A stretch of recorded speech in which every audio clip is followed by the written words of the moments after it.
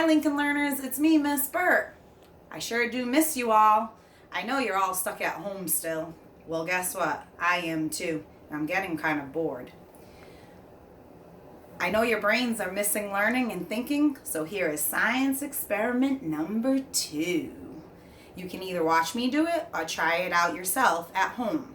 I want you to think like a scientist. So first, let's think like a scientist by reviewing our scientific method song.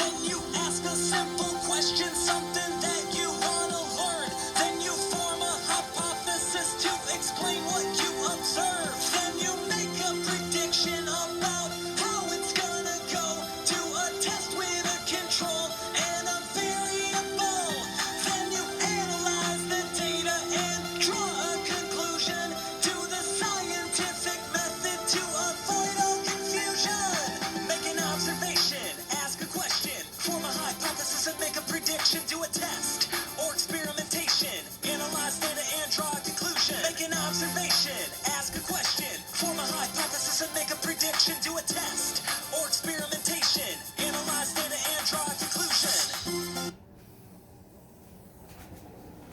So, this morning when I was boiling my eggs, I started to think all about this egg right here. Do you think it can float in water? So, I decided to do a little bit of research. Research on Google says the ability to float in water or air is called buoyancy. Whether or not an egg or any object can float depends on 2 things.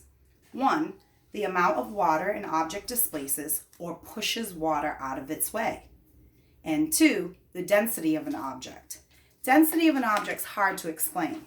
So density is a word used to describe how much space an object or substance takes up in relation to the amount of matter in that object or substance.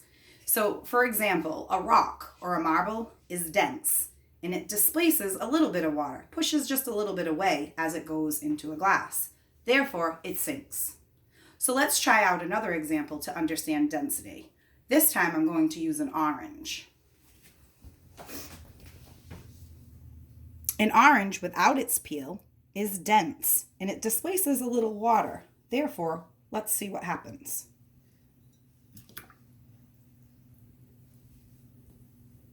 Now, it did not sink all the way to the bottom because actually the orange is larger than my glass that I have here at home, but it did sink. Let's try it with the peel.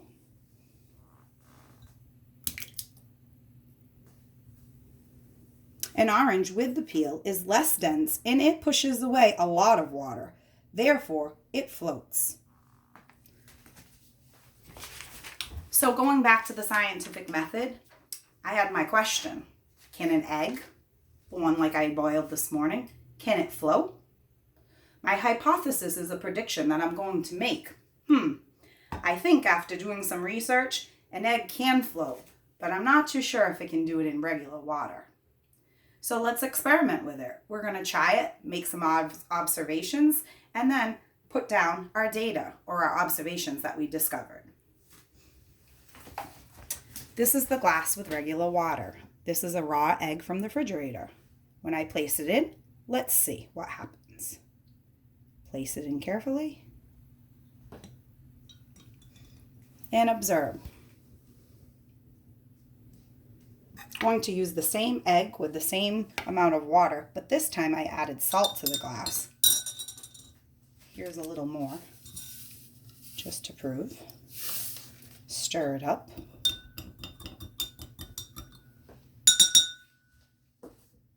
We will use the same egg from this glass to put into the salt water. Carefully. Ooh. It looks like it floated.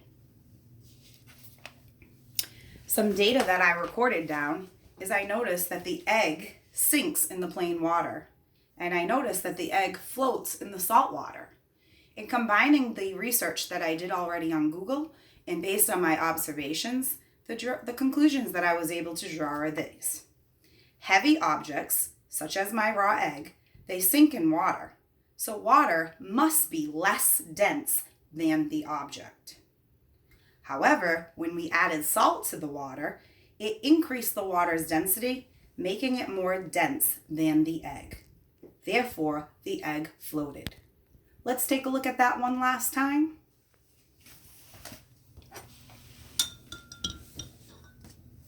Again, regular egg, raw egg, in regular water. Careful so it doesn't crack. And again, putting it into the salt water, which is a little more dense. You can see it float.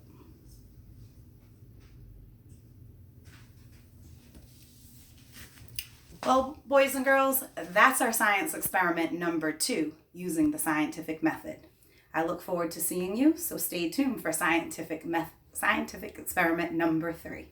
Have a great day and remember to washy those hands and stay healthy.